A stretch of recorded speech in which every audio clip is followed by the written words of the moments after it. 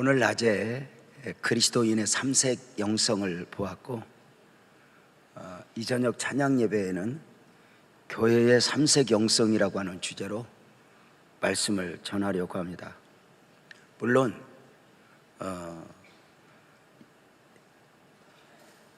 같은 내용일 수는 있지만 색다른 은혜로 이 저녁 우리 성도들이 품어주셨으면 좋겠다 싶습니다.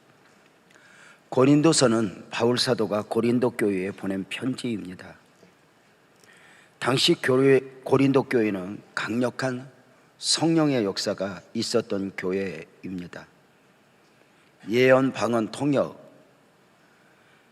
이런 은사, 성령의 역사로 말미암아 참으로 모든 것들이 풍성하였던 교회였습니다. 이런 각양의 은사들을 맛보던 고린도 교회 성도들은 마치 기독교의 모든 것을 이해한 것처럼 자긍하고 있었습니다.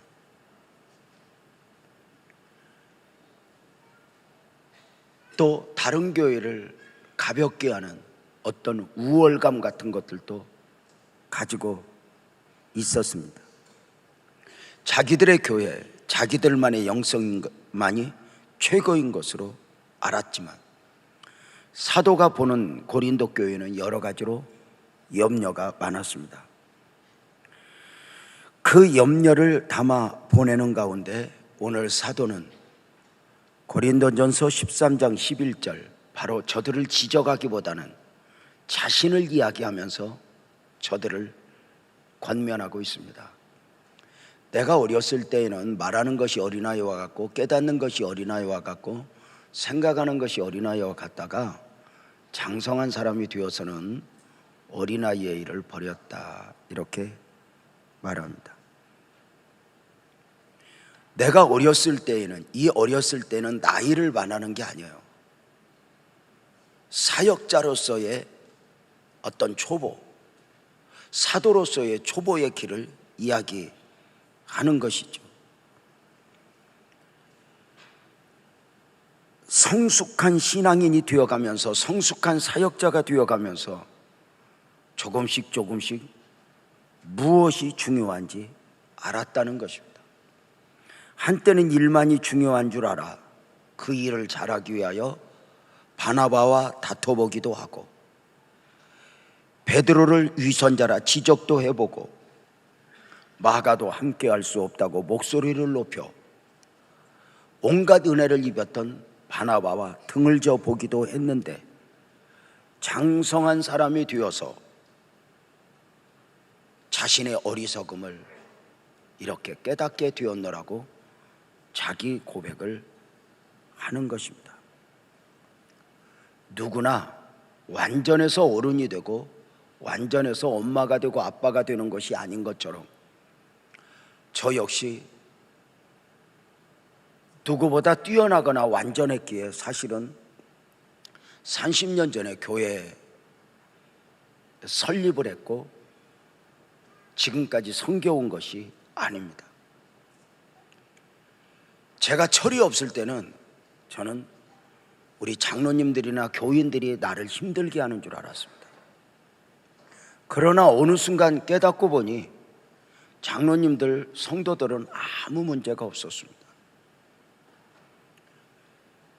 부족한 제가 성도들을 힘들게 했던 경우들이 보이는 것입니다.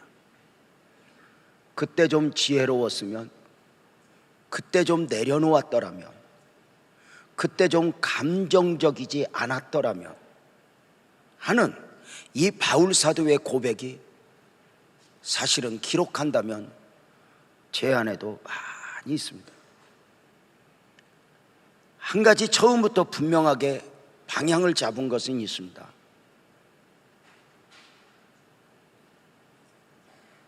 너무 부족한 가운데 목사가 되었기에 바울이 바울 되듯, 베드로가 베드로 되듯, 아브라함이 아브라함 되듯 끊임없이 제 자신 안에서 성숙을 이루어내야 한다는 것이었습니다. 그래서 제가 성도들을 양육하고 성도들을 섬기면서 성도들이 신앙이 성장하는 것을 보고 싶은 만큼이나 목사 스스로도 성숙을 우리 성도들로 하여금 느끼게 해야 한다는 것이었습니다. 설교할 때도 말하는 것에도 생각하는 것에서도 우리 목사님이 작년하고 좀 달라져서 작년에 했던 실수를 하지 않는 것 같아. 이런 부분들, 이것이 저에게 또 하나의 숙제였습니다. 물론 기대만큼 성장한 것은 아니지만 분명한 것은 방향이 그러했습니다. 사도는 너희도 이제 무엇이 중요한 줄 알아라 그러면서 거의 결론은 형식으로 로마서 고린도전서 13장 13절에서 이렇게 말합니다. 믿음, 소망, 사랑 이 세 가지는 항상 있어야 해. 근데 그 중에 제일은 사랑이다. 이렇게 말합니다. 성숙한 교회, 성숙한 목사, 성숙한 장로님들은 그 언어 또는 중요한 결정을 내리고 중요한 선택을 할 때 무조건 이익이냐 손해냐가 아니라 믿음을 표현해야 하고 소망이 있음을 말해야 되고 사랑으로 자신을 표현해야 하는 것은 교회의 아주 중요한 요소입니다. 믿음, 소망, 사랑 이 세 가지를 교회의 삼색 영성이라 이렇게 표현을 한 것입니다. 장성한 교회, 장성한 그리스도인은 늘 믿음이어야 합니다. 종종 이런 말씀을 드린 거 아시죠?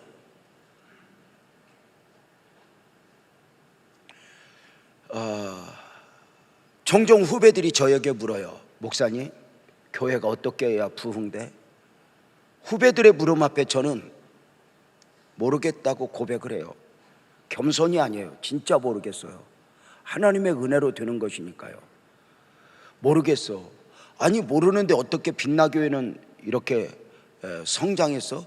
여러분, 이렇게 목회학적으로 보면 우리 빛나교회가 여기까지 온 것은 진짜 기적입니다. 30년 전에 저희가 안산에 처음 교회를 개척할 때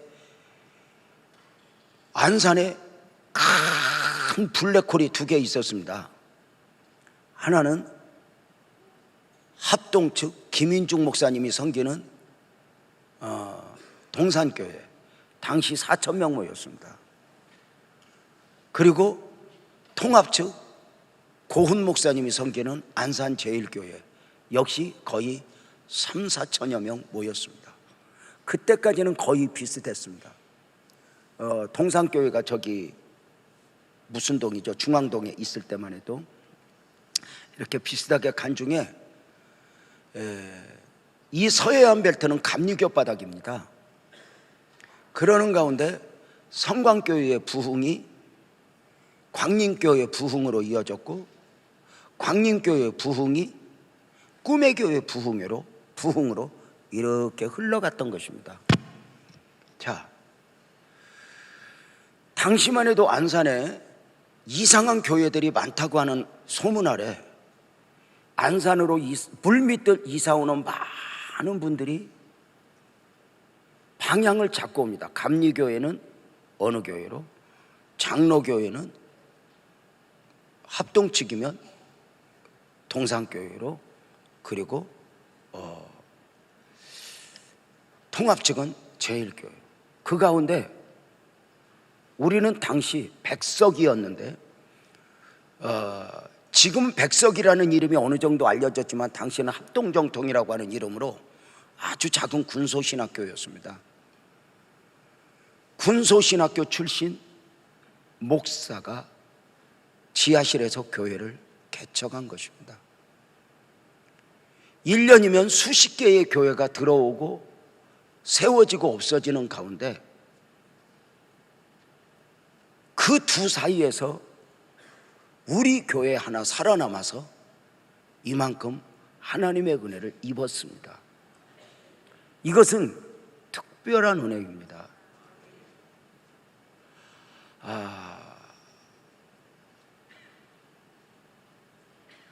이 안산의 교회의 특이한 점은 예를 들어서 5,000명, 7,000명, 8,000명 이렇게 우리 교회까지 해서 이렇게 교회가 4개가 있다면, 원래 교회가 이렇게 지역적으로 든든하면 중형교회 한 800명에서 한 1,000여 명, 1,200명 모이는 교회들이 어느 정도 있어줘야 되는데, 안산은 굉장히 특이한 점이 그렇게 4교회 빼오고는 거의 그 밑으로 내려오면 500명 이상 모이는 교회가 거의 없습니다. 20명, 30명, 100명, 150명, 많은 교회가 350명 정도. 이 부분이 굉장히 격차가 심합니다. 그만큼 쏠림 현상 가운데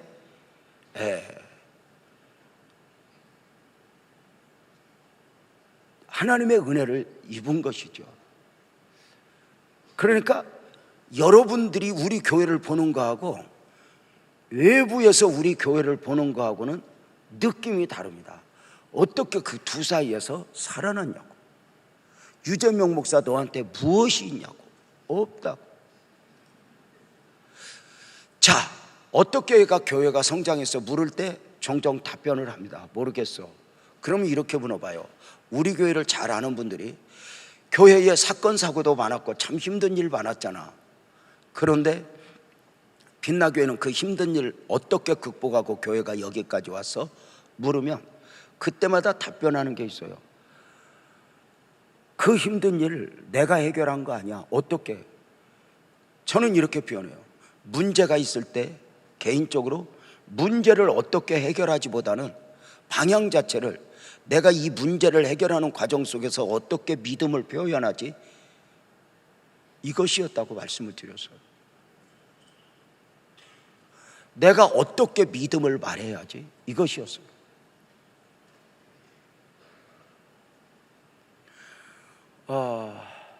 그래서 지하실에서 벗어나 상가로 가는 과정 중에서도 제게 있는 숙제는 어떻게 해야 가지보다는 어떻게 해야 내가 여기서 믿음을 표현하지 였어요. 당시 방식 중에 하나가 그것이었어요. 절대로 누가 헌금을 얼마 낼 것인가 약속하지 말자. 그냥 하나님이 주셨다고 믿었으면 그냥 가겠다. 정말 힘든 일들이 목에까지 찼지만, 때로는 두려움도 염려도 정말 밀려왔지만, 믿음을 설교로만 높인 것이 아니라 그것을 해결하는 과정 속에서 믿음을 끊임없이 표현해야 했고, 결국은 그 은혜를 입었습니다. 성전 건축을 위해서 처음에 600평 이상 달라고 500평 이상 달라고 기도하는 중에 우리가 처음 성전은 500평 정도는 돼야 되겠더라고요. 그렇게 기도하는 중에 606평, 당시 10억 3천, 지금 그 땅이 100억도 넘겠죠. 그 땅을 힘들고 어렵게 사는 가운데 하나님은 우리를 또 한 번 테스트하신 것 같아요. 정말 실수한 게 아니에요. 거의 완벽하다 여길 정도로 그 땅을 계약을 했고 샀는데, 결국은 문제가 생기면서 땅을 재판에 휘말리게 됐어요. 여기에서 또 한 번 하나님의 말씀을 듣고 감동을 받고, 이것이 믿음이어야 한다고 하는 대전제 아래, 이익이냐 손해냐가 아니라 믿음이어야 된다는 대전제 아래 땅을 내려놓아야 했죠. 끊임없이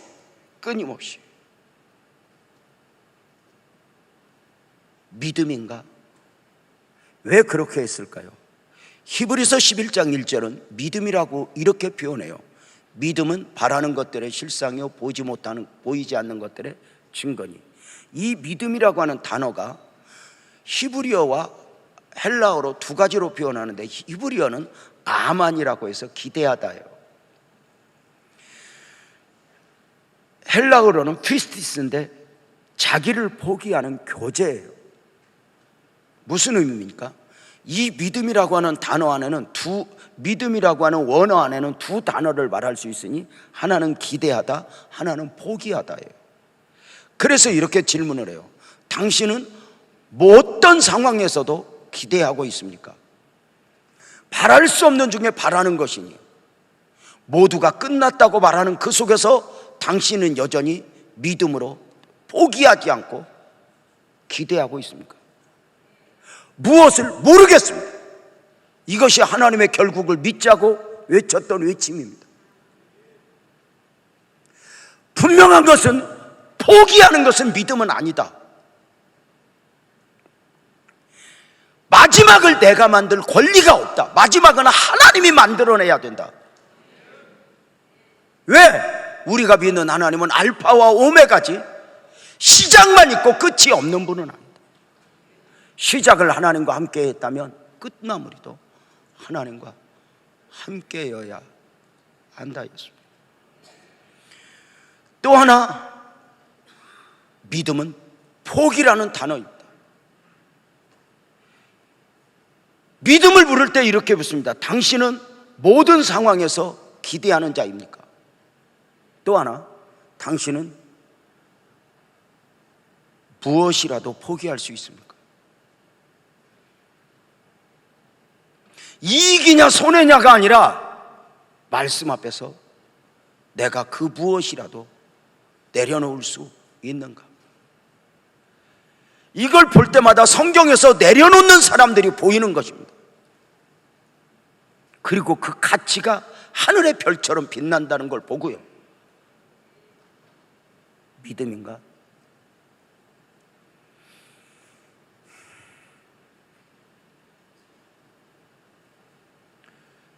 땅 문제가 얽히고 난 후에 교회는 IMF가 겹친 가운데 부채가 이것저것 다 정리한 가운데 사채 발고 정식 금융권 부채만 4억 2천이었습니다. 당시 성도들에게 너무 미안했습니다. 그 가난한 성도들이 연대보증을 써줘서 그때 이후로 제가 다짐한 것입니다. 우리 교회 앞으로 무슨 일을 해도 성도에게 내가 보증 서달라고 안 할 거야. 성도까지 힘들게 하고 싶진 않아. 그것이 여기까지 왔습니다. 연대보증 섰던 그 성도들과 더불어 많이 울었죠. 자, 4억 2천이 빚이었습니다.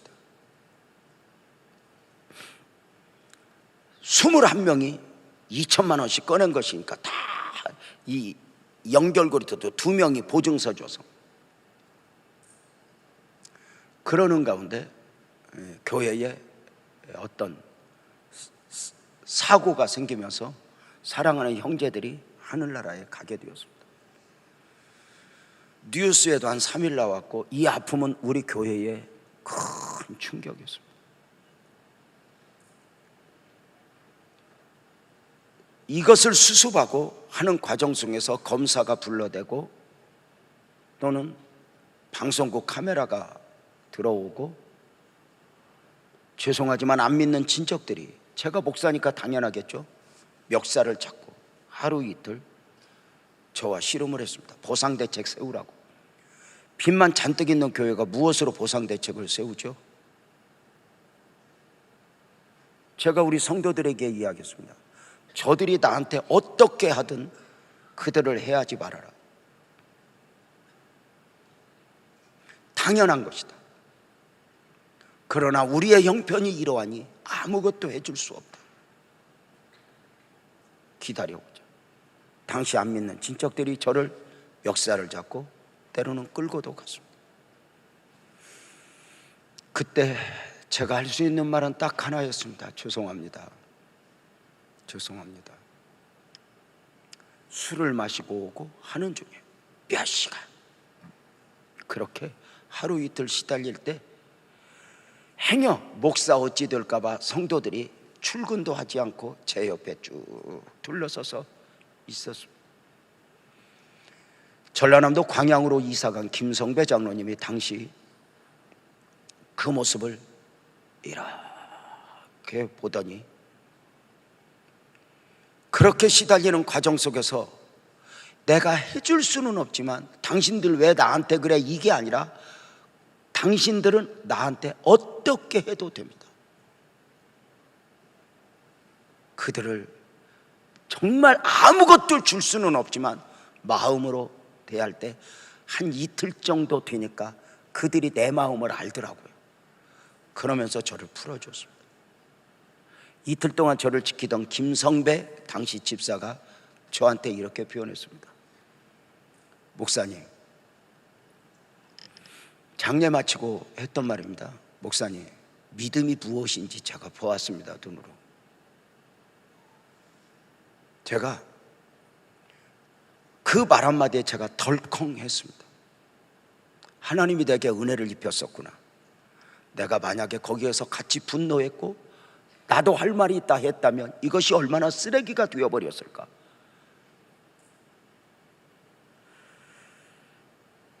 교회의 3세 경성, 두 번째는 소망의 사람으로. 당신은 소망을 바라는가? 로마서 8장 24절은 우리가 소망으로 구원을 얻었으며 보이는 소망이 소망이 아니니 보는 것을 누가 바라리요. 고린도전서 13장 7절에 모든 것을 참으며 모든 것을 믿으며 모든 것을 바라며 모든 것을 견딘다. 소망의 사람은 내 안에서 내가 스스로 포기할 권리, 그만둘 권리가 없습니다.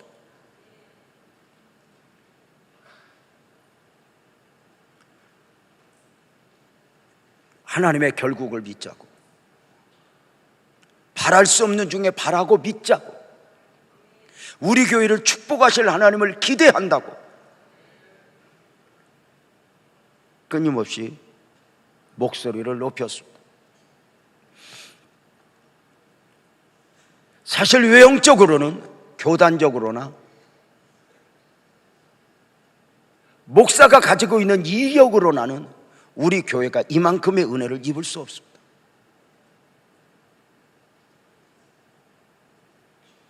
그러나 하나님은 우리 교회로 하여금 광야길을 걷게 하시면서 너무 많은 선물들을 안겨주셨습니다.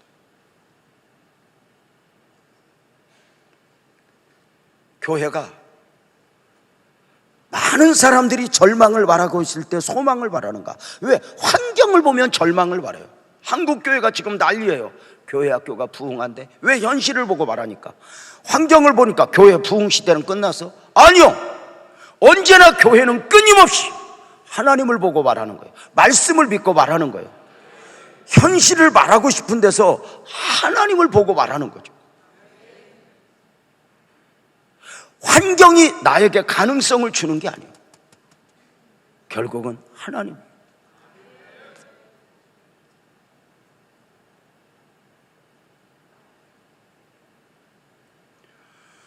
소망의 쌍둥이가 인내라는 거 아시죠?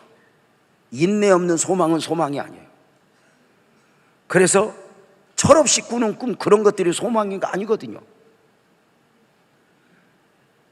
로마서 5장 3절 4절을 보면 이렇게 말이죠. 우리가 환난 중에도 즐거워하느니 이는 환난은 인내를, 인내는 연단은 소망을 이루는 줄 압니다. 긴긴 광야를 거쳐 꾸는 꿈은 단순히 사람들이 말하는 비전 이런 거와 다르죠. 교만할 수 없죠. 데살로니가전서 1장 3절은 이렇게 말했어요. 너희 믿음의 역사와 사랑의 수고와 우리 주 예수 그리스도에 대한 소망의 인내를 우리 하나님 아버지 앞에서 끊임없이 기억하미니. 소망은 인내와 함께 기다리며 내려놓으며.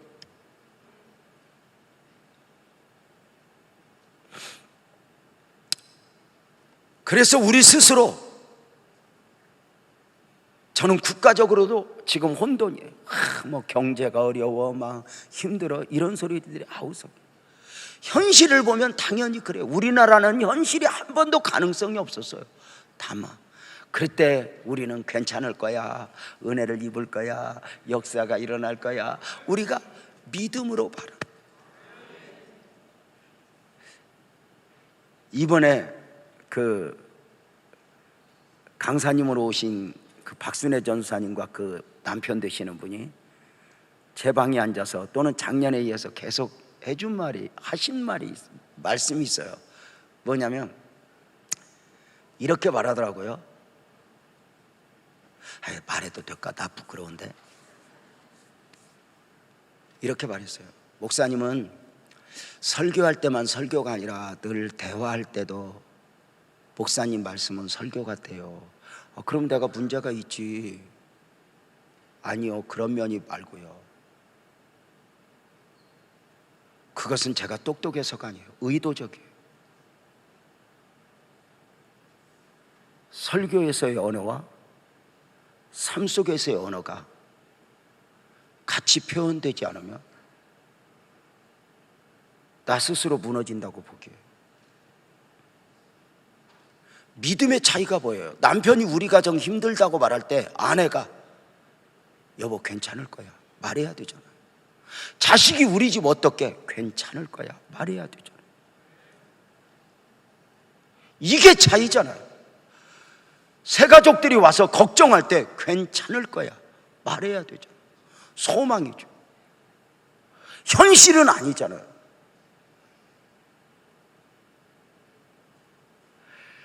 여기 가까이 우리 교회 집사님이 한우 소고기집 할 때 제가 우리 교회 목사님들 몇 분이 연락이 왔어요.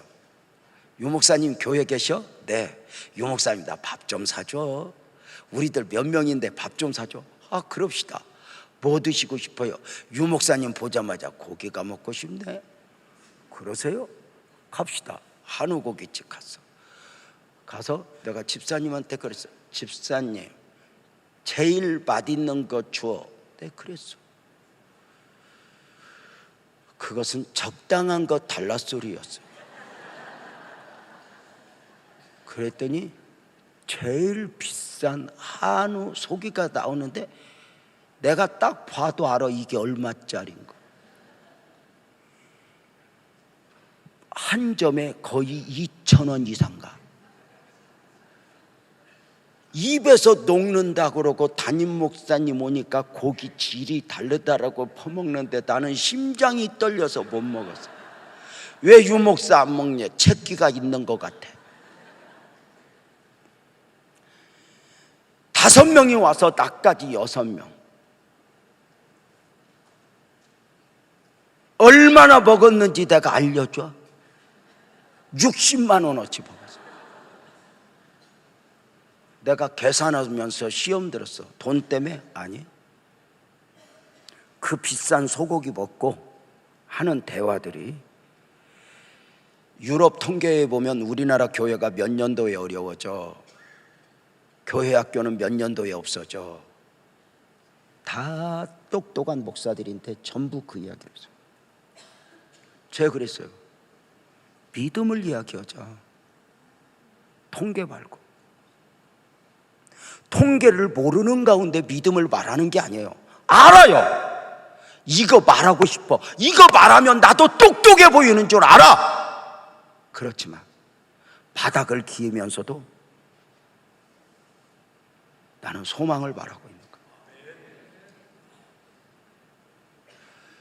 믿음이 바랄 수 없는 중에 바라고, 그렇게 바랄 수 없는 중에 입으로 말하고 삶으로 열심히 사는 것이지 늘 통계 누구 때문에 무엇 때문에는 아니다고.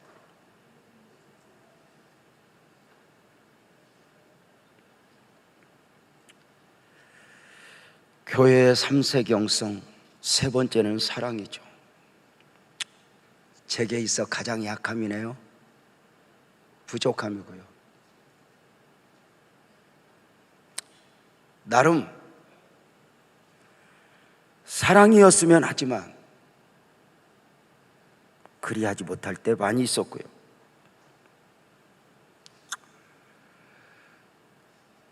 사랑이 얼마나 중요해요? 고린도전서 13장, 사랑이 없으면 아무 유익이 없다고 말하죠. 소리나는 구리와 울리는 꽹과리가 되었다고 말하죠. 요한일서는 더해서 강조하죠. 4장 7절 8절에 보면 사랑하는 자들아 우리가 서로 사랑하자. 사랑은 하나님께 속한 것이니 사랑하는 자마다 하나님으로부터 나서 하나님을 알고 사랑하지 아니하는 자는 하나님을 알지 못하나니 이는 하나님은 사랑이야. 이렇게 4장 11절에서 이렇게 강조하죠. 사랑하는 자들아 하나님이 이같이 우리를 사랑하셨죠. 우리도 서로 사랑하는 것이 마땅하도다. 더 강하게 20절은 말하죠. 누구든지 하나님을 사랑하노라 하고 그 형제를 미워하면 이는 거짓말하는 자니 보는 바 그 형제를 사랑하지 아니하는 자는 보지 못하는 바 하나님을 사랑할 수 없다. 이렇게 말합니다. 말도 안 되는 사람, 말도 안 되는 환경 앞에서 하나님은 주목하고 보시죠.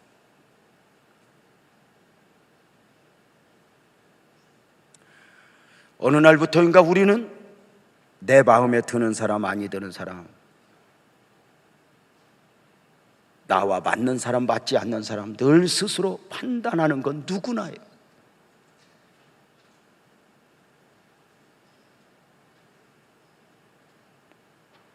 이번에 튀니지에서 온 형제가 마지막 예배를 드리고 가기 전에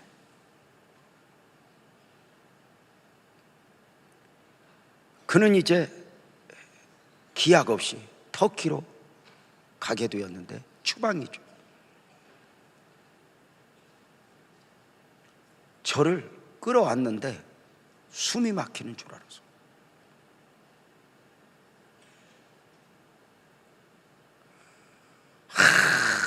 한참을 여기에 전달이 된 거.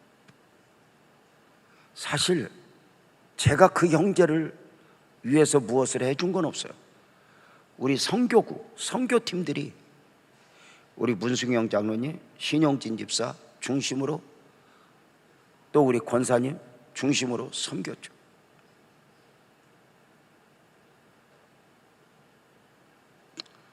우리가 해준 건 병원비 정도, 비행기 티켓,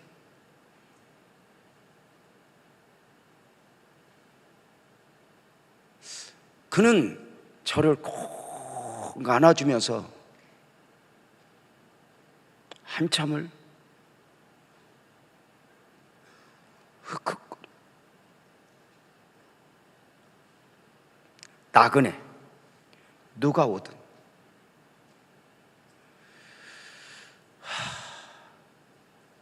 내 방식이 아닌 그들이 느낄 수 있도록 사랑을 줄 수 있겠는가? 교회가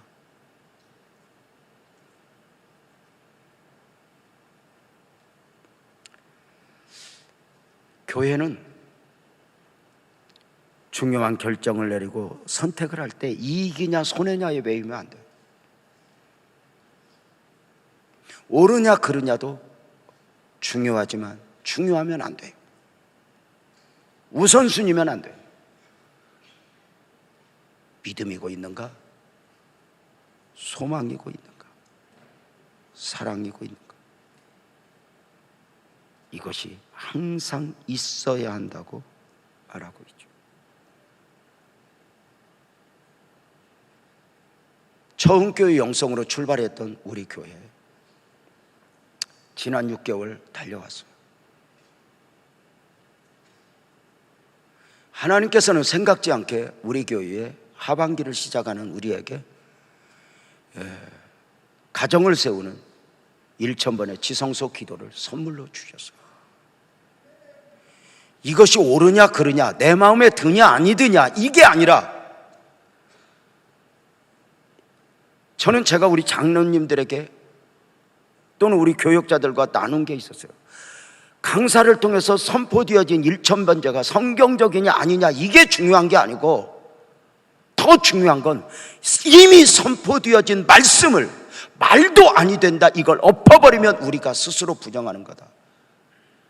이걸 성경적으로 어떻게 승화시킬 것이냐.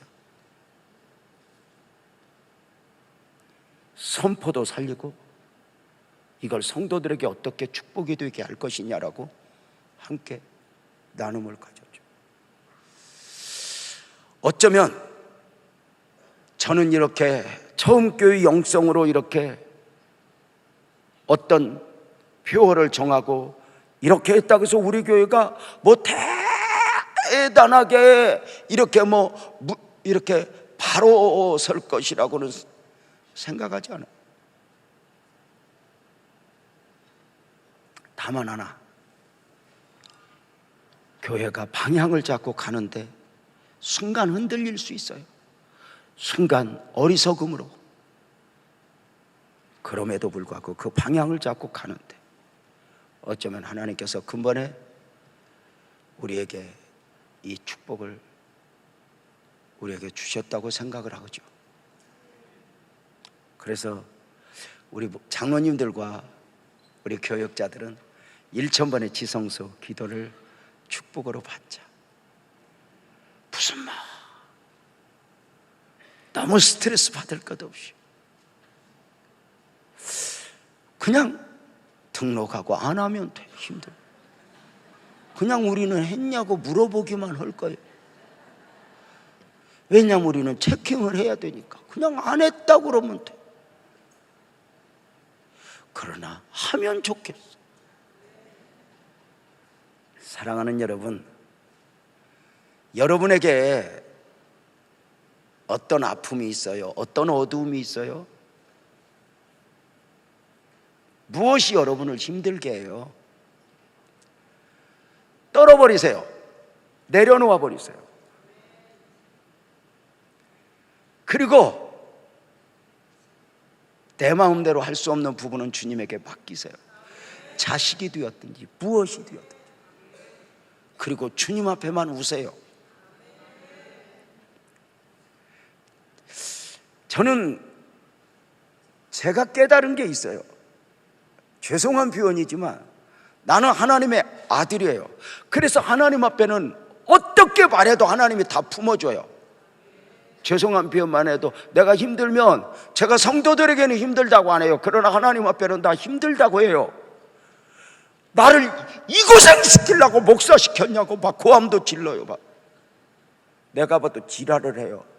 그런데 내가 하나님 앞에는 무슨 폼재고 무슨 서론 이런 거 따질 필요 없어. 다 하면 하나님이 알아서 정리해서 들어요. 근데 신기하다. 하나님 앞에만 쏟아부었고 나면 여기가 따뜻해. 근데 사람에게 하고 나면 여기가 텅 비어. 말은 맞는데. 하나님 앞에 울고 나면 여기가 좋아. 응답이냐 아니냐는 아무 상관이 없어.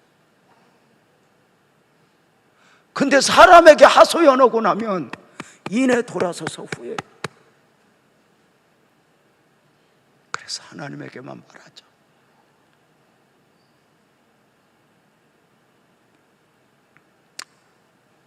낮에 그리스도인의 3색 영성을 말씀드렸고 오늘 오후 예배 때 교회의 3색 영성을 말씀을 드렸습니다. 크고 대단한 거 없습니다. 제가 말씀드렸죠. 하나님이 우리를 목사시키고 우리 교회를 세운 것은 큰 일을 하라고가 아닙니다. 하나님이 이미 크신 분이고 하나님이 대단한 분입니다. 큰 것 하겠다고 작은 것 잃어버려요? 아니요. 오늘 또 우리는 믿음인가? 소망이고 있는가? 사랑이고 있는가? 교회에서도 가정에서도 그렇게 말하면서 아자 또 한 주간 펼쳐진 하반기 축복이고 행복이었으면 좋겠습니다. 기도하겠습니다.